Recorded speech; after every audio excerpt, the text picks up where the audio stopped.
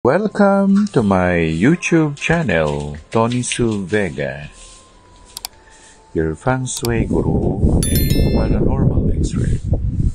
Karanasan bilang 25, Hunyo 4, 2024, araw ng Martes. Masakit pa rin ang enlargement of the prostate dahil hindi ako makaihi.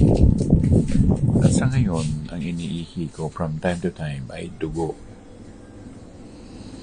Nagpunta ako sa isang urologist sa Pasangkay sa Maynila. At sinabihan ako ng sekretary na wala ng schedule dahil punong-puno ng schedule.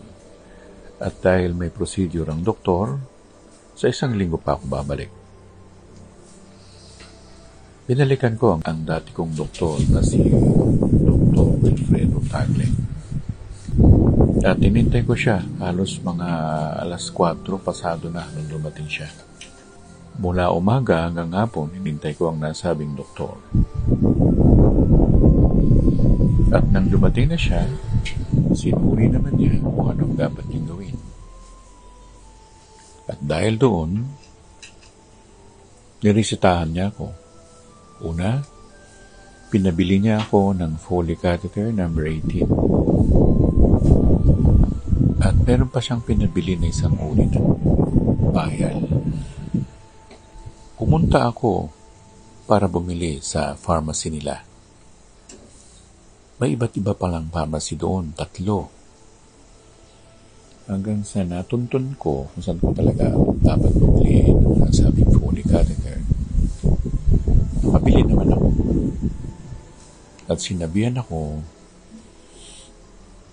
ng teller doon na babayaran niyo po ito sa cashier. Nako, ang layo. Ang layo ng nilakad ko. Masakit na. Nararamdaman ko sa katawan ko.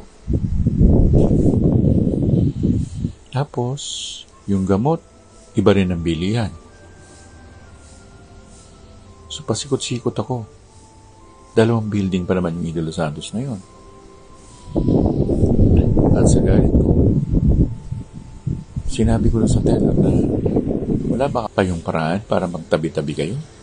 At aakyat pa ako sa doctor's clinic sa 6th floor. Sa madaling salita, nakaraos naman ako. Pero pinatapos muna ng doktor ang mga nahuhuling pasyente para ako na lamang ang ihuli niya. Ang sakit. Pumulandit ang dugo. Sumirit. Masakit. Hanggang ngayon, masakit. At totoo lang, ang katawan natin ay mayroong self-healing processes sa loob ng katawan natin. Kaya yun na lang itin. Sana nga, gumaling na ako.